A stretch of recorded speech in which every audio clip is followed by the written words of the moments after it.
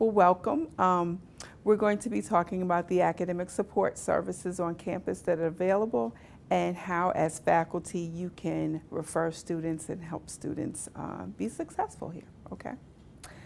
Just to give you some background, I'll tell you about my office. We're located in the lower level of Rogernelle Hall on the main campus. And basically, I'm the director, Rogernelle Griffin. And I have a learning services coordinator, Yanelle De La Rosa. She oversees all of the master tutors and the peer tutors. We have both, and I'll explain a little bit more about that.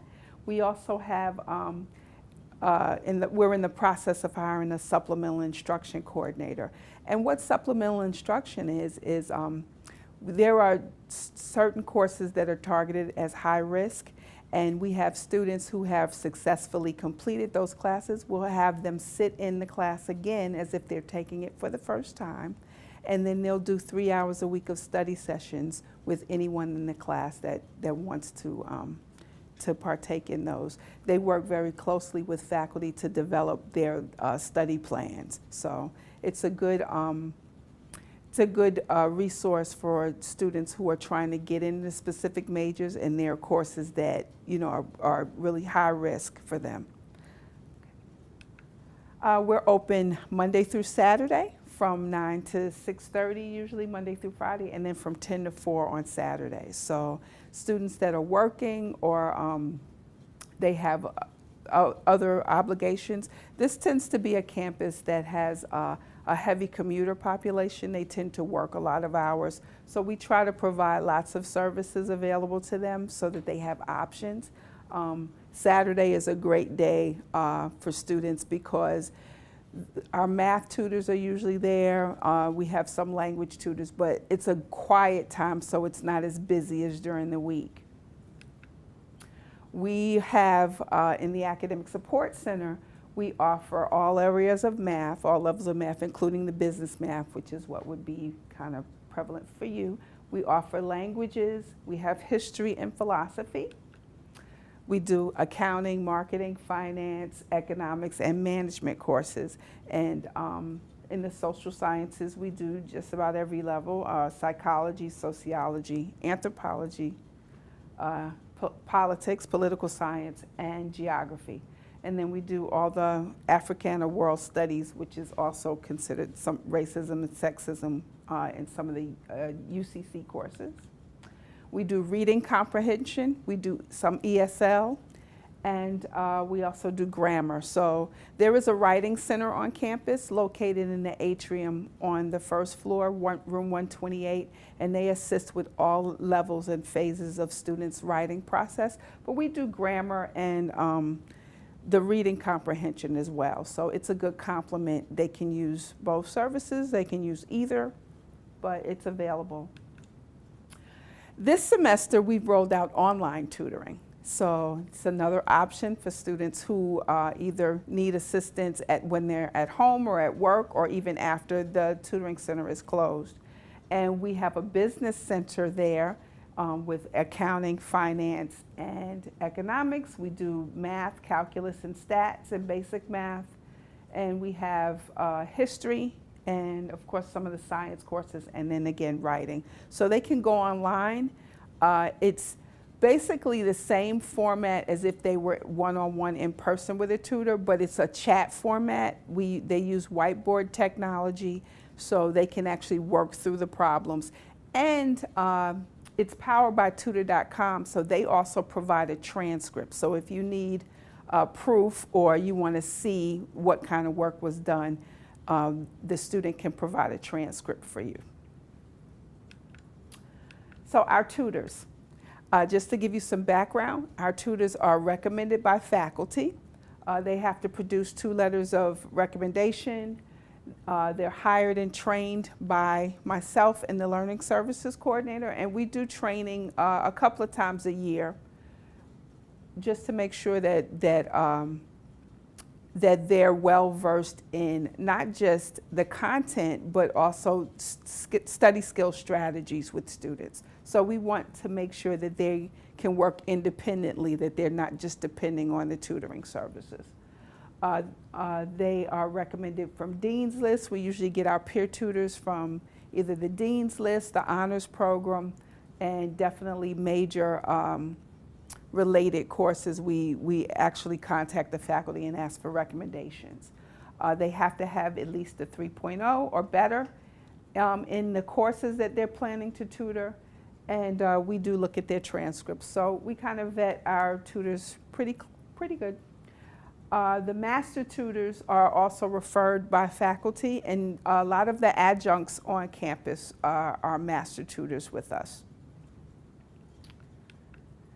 Basically, right now we have 20 master tutors and 12 peer tutors.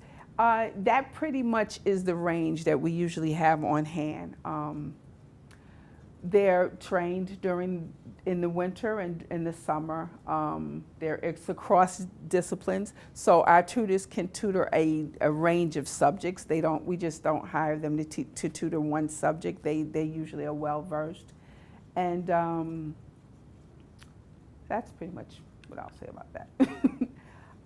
The procedures. This is relevant because students sign in through Banner, through their student information system. So they sign in and they can highlight what specific class they're coming for tutoring in. So we'll have a record of how many times a student came in for tutoring.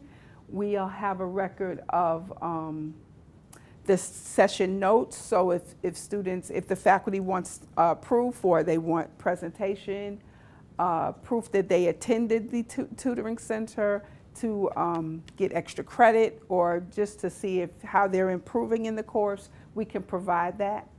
And faculty, they usually refer students. So if they're not doing well, and I'll have Louis Escobar, the early alert coordinator, talk a lot about referring students through the early alert program. But we do provide proof of attendance. So basically, who seeks tutoring on campus? It ranges. There seems to be a tendency, a stigma rather, that tutoring is only for students who aren't doing well, and that really isn't the case. Usually it's students who are above average and they want to maintain good grades. The poor performing students do tend to procrastinate. They usually like to come when the test is coming up or when it's crunch time. And so we try to encourage them, with the help of faculty, to come all along, to come from the beginning of the semester and to continue, because it builds on their skill level. The majority come in for math and for language, Spanish specifically, and for grammar. So we do help students with work through papers, writing assignments. Again, tutoring is available for 14 weeks. We usually do not start the first week of class because it's usually adjustment period. So they're still trying to figure out exactly what their set schedule is going to be for the semester. So we usually start the second week and we go through to finals. We have individual and small group tutoring, and usually during midterms and finals we'll have groups. So a lot of students will come in from the same course or the same subject, and we try to group them together with the tutors. And we always have evaluations. We have them complete satisfaction surveys, and that's how we see how we can improve or if we need to make changes during the semester. We collect data on the number of students that come in, the contact hours, how many times they come in, and really at the end we try to do outcomes on whether they improved, what their final grade is in the course. So did tutoring help? Is it based on how many times they come? If they only come once or twice, you can't really gauge if the tutoring really was beneficial to them passing the course. So we try to encourage them to come on a continuous basis. In addition to tutoring, we provide academic workshops, and this is an example of some of the workshops we do. Time management techniques, study skills, public speaking anxiety. A lot of the communication courses, students have to speak in public or do group presentations, so we help them with that.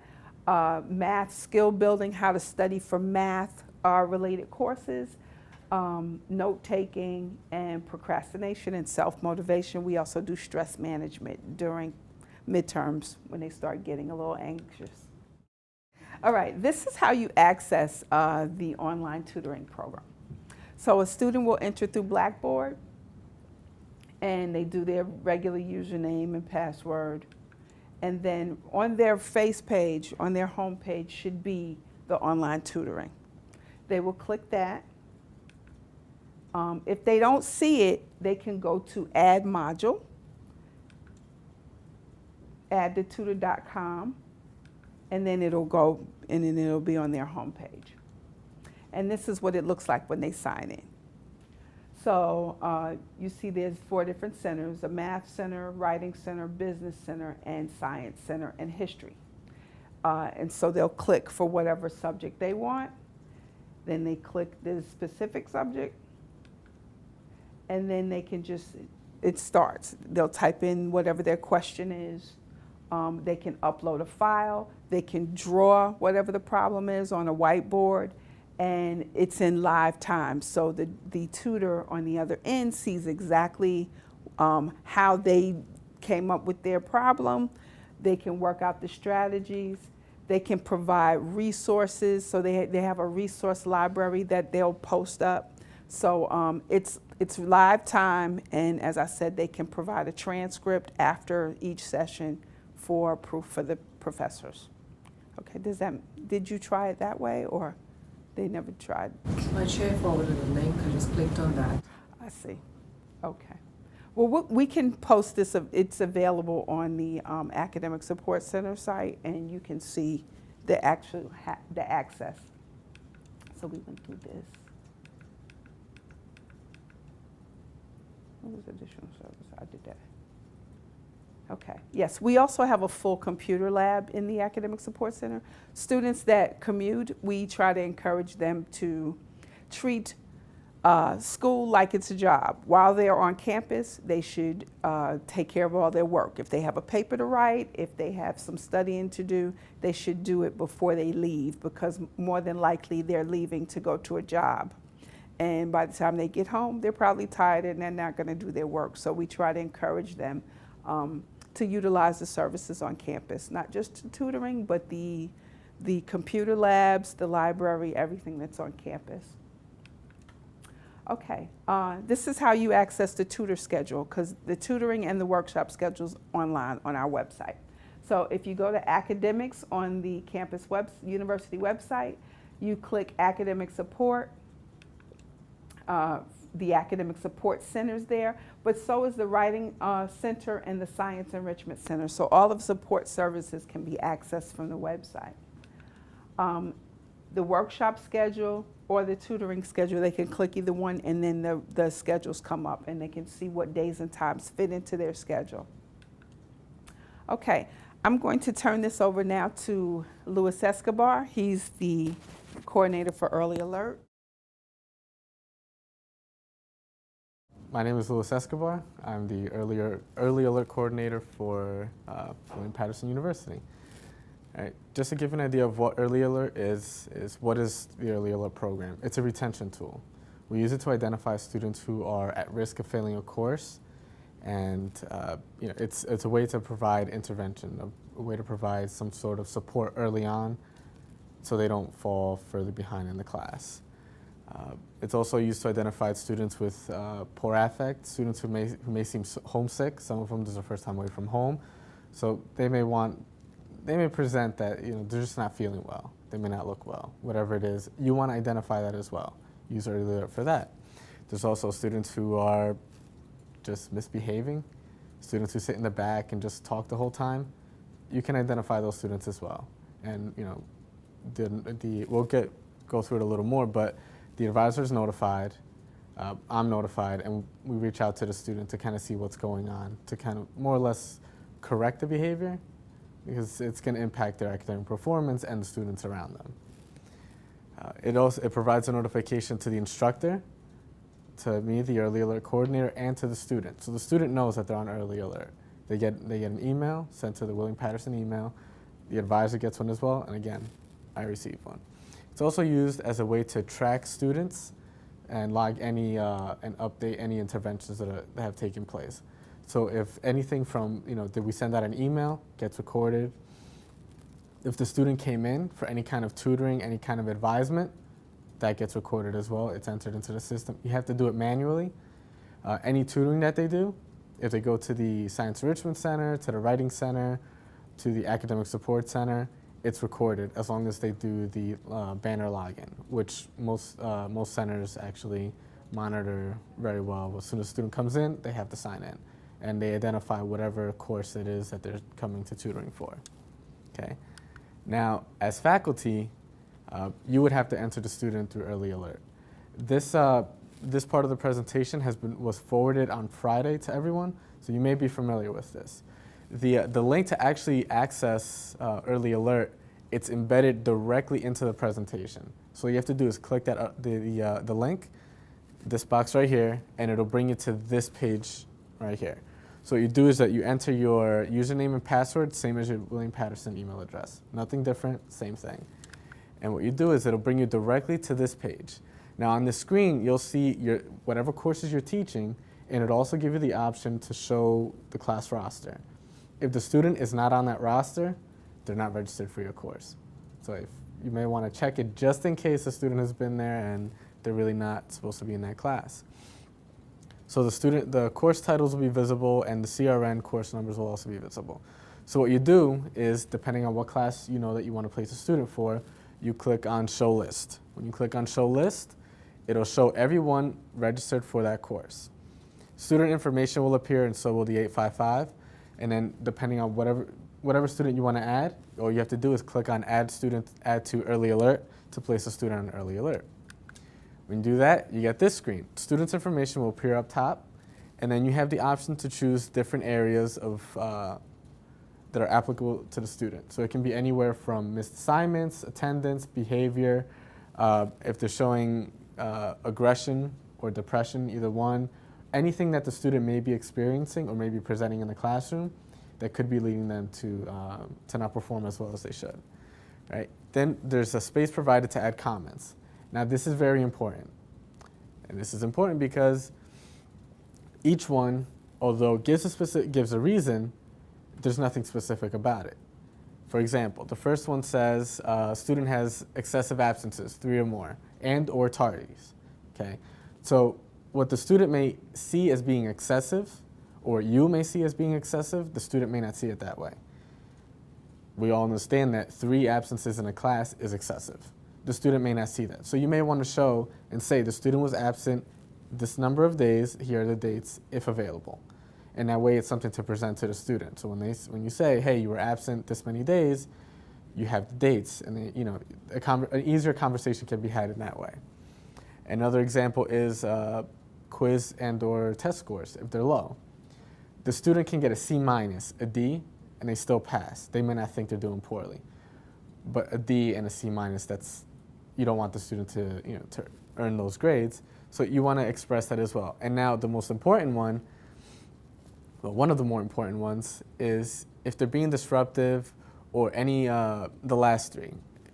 If they're being disruptive, if they're showing any depression, aggression, or if they're feeling, if there's any personal difficulties or family issues, be specific, only because some of them can vary in terms of if it's depression or aggression. Is this a student that we have to refer to the Health and Wellness Center counseling, or is this a student that we have to refer to students of concern? Okay, so you want to be specific. When you make the update, just show that be specific.